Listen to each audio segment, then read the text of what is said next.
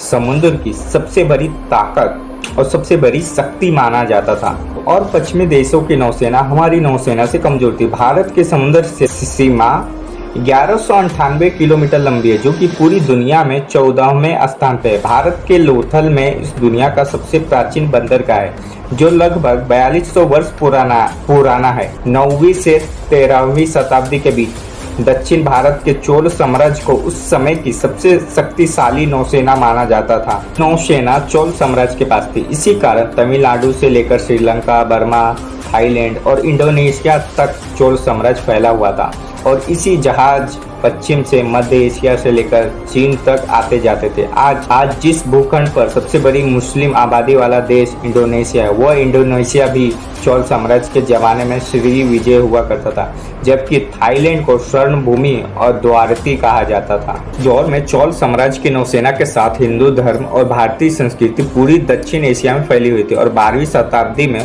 कंडिया के राजा सूर्यवर्मन द्वितीय ने एक मंदिर का निर्माण किया था, जिसे अंगोर वाट मंदिर कहते हैं। और आप सब ने अपने स्कूलों में ये पढ़ा होगा कि भारत के समुद्र मार्ग की खोज वर्ष 1498 में वास्को डी गामा ने की थी, लेकिन एक नया अध्ययन, एक नई स्टडी कहती है कि गामा को भारत का समुद्री मार्ग एक गुजराती व्यापारी ने बताया था, जिसका नाम काजिम लाम था।